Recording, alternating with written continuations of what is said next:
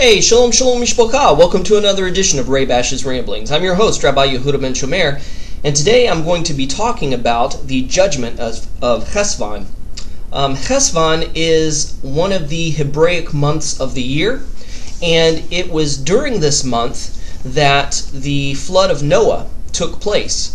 As the making of this video, it's the 18th of Heshvan, and yesterday is when the rains started, and so the rains have been continuing for a good day, and it's the 18th of Heshvan. So Noah and his family are inside the ark, safely locked away, and they're just waiting for the waters to rise up enough to lift the ark up and to bring it to send it on its way.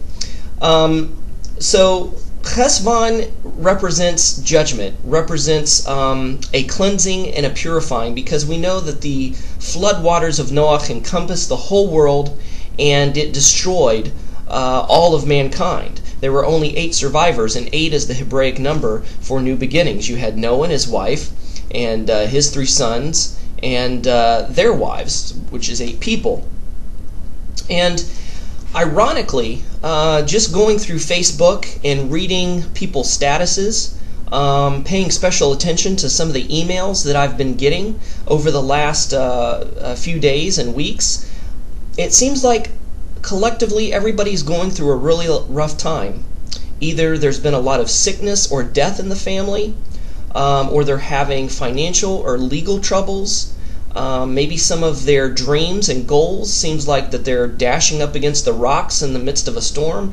It seems like plans that they have been making are falling through like water through soggy, wet cardboard, and people are bewildered. People are angry and frustrated and depressed and sad, and we look outside and the leaves are all off the trees, and it's nothing but the skeletal remains of the trees. It looks as if the trees have died, but we know in reality that the trees are not dead, that the trees have receded within themselves. They've shed their leaves and receded and retreated inside themselves to basically hibernate for the season. And we know that when spring comes around, that this new life will emerge, that there'll be new leaves and buds on the trees. And this is the month of Heshvan, the month of judgment.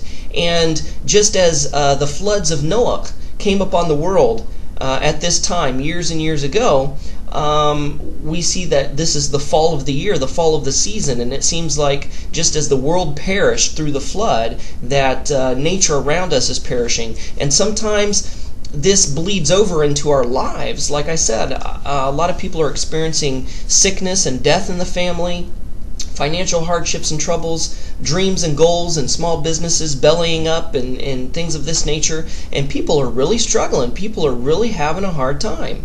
But sometimes these deaths need to take place. But we don't need to look at them as deaths. We need to look at them as hibernations, just as the trees are shed their leaves and are retreating into themselves, and they may appear as dead. There's no leaves on the trees, and they look like they're dead trees. We know that that this rebirth, that they're hibernating, so to speak, and that this rebirth will take place in a new season, and that sometimes small businesses that belly up, or ministries that belly up, or people whose dreams have been dashed, don't consider them dead. Just as a tree will bring forth new leaves in the spring, just as the proverbial mythic phoenix rises from the ashes of its own destruction, God is pruning. God is letting die off all the things that are unnecessary, the things that are actually weights and burdens that we may, in our ignorance, see as necessities or even assets. And God's removing all those, just as He cleansed the world through the waters, the mikvah of the flood, and He cleansed and purified the world. He's giving our lives a makeover. He's giving our lives a mikvah and cleansing and purifying our lives. And as a result, a lot of things in our lives have to die and have to be rid of. Also, I was thinking about how this is a new Hebraic year. We're fresh into this new Hebraic year. What happens on Rosh Hashanah? We celebrate a new year. It is the Feast of Trumpets. We know that the books of judgment are open during Rosh Hashanah through Yom Kippur, and that there's 10 days of awe, that it is at that point in time that God decrees who's going to live during that year, who's going to die during that year, who's going to be successful during that year, who's going to fall flat on their face during that year, and it's all dependent upon people's repentance. And there's a lot of deaths going on. A lot of people are dying.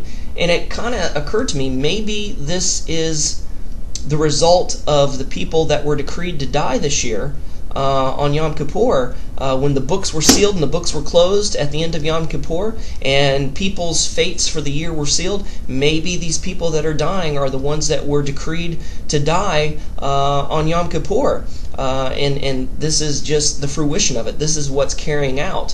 Who knows?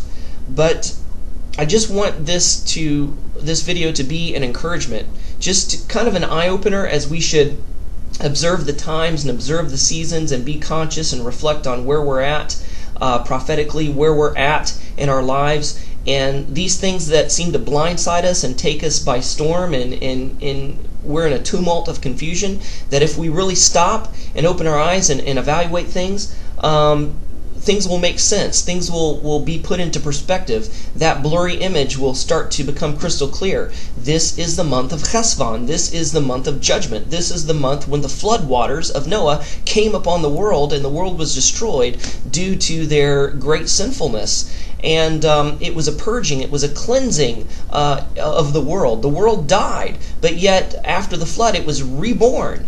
It started fresh, it started anew, it was a new beginning. And just as spring, we have to endure the deadness of winter to come to the life of spring, that once spring comes around, we know that the trees are going to bring forth leaves again. And so sometimes in our lives, we have dreams and goals that of ourselves, and we think they're connected with God. We think they're God's goals and dreams for our lives, but in reality, sometimes it's just us, and sometimes these things have to die in order for them to be cleansed and purged so that they could be rebirthed later on to be a pure goal, a pure dream, and a pure ministry that does come from God. So if you're going through troubles, trials, tribulations, hardships, there's a lot of sickness, a lot of death in the family, a lot of financial struggles and turmoil. Hey, keep your chin up. It's not the end of the world. This too shall pass. You're going through this season and you're going through this cycle for a purpose. It's not for your destruction. It's for your purging, for your cleansing, for your betterment. Things may look dark and bleak right now, but you know what? Spring's coming. Life's going to be refused and reborn in you. And this season that we're going through is a season of personal introspectiveness and death and judgment. Just as wintertime, nature retreats into itself. That is symbolic of us, that we need to retreat into ourselves and spend this winter reflecting upon our lives and reevaluating our lives and reevaluating things and taking a self-inventory, a self-check, and to basically shed ourselves of things that are unnecessary, and to bring into ourselves things that will edify us and build us up and make us into better people. This is a purging time, a cleansing time for the body of Messiah, for the world.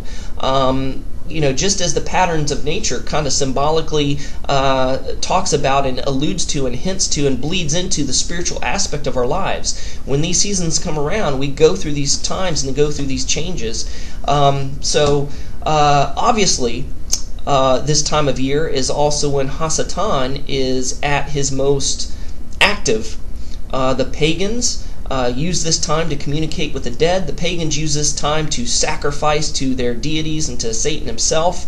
We know that Halloween is a part of this time of year. And so what Satan means for death and destruction and literal death, God means for the death of the impure, the unclean, and the selfishness. And he wants to rebirth within us the pure, the righteous, the holy, the newness. So it may look like death on the outside, and it may be literal death to Satan and his people and his kingdom, but to us it's a symbolic of life. It's a birthing process. Just as a seed has to fall from a tree and die within the ground for it to crack open and to sprout to new life, so too things in our life have to die and die away and die off, so that like a phoenix from the death and destruction of the seed, the plant can arise. Just out of the ashes of the phoenix destruction, a new phoenix comes up and arises. Same with us. So what Satan perverts and means for destruction, he's got the counterfeit. The real is that this is the death that leads to resurrection. This is the death that leads to life. So maybe these things are happening in your life and you're just thinking, man, how come so many people around me are dying? How come so many people are having financial struggles and hardships? How come my life is so hard? How come things are happening to me that I don't understand? How come, these dreams and goals that I've had, I've seen squashed and dashed up against the rocks, and, it's a big, great disappointment. And sometimes you feel like being angry and shaking your fist at the sky. Realize that there's a reason and a purpose behind all of this. And it doesn't lead to death and destruction, it leads to new life. Just as a woman's monthly cycle and a woman's cycle of birth, there's a death that takes place. Blood is symbolic. The shedding of blood or the releasing of blood is symbolic of death, is symbolic of giving of a life. And that happens during a woman's monthly cycle. And a little bit of blood comes when a baby is born. But yet, through that death, we know that there's rebirth, that there's new life. Just as a woman, has new eggs each month after the death of the old egg, so to speak. And just as a woman gives birth, and even though there's blood involved in the birth, a baby's born. So there's new life that always comes from this death, this cycle of death that takes place.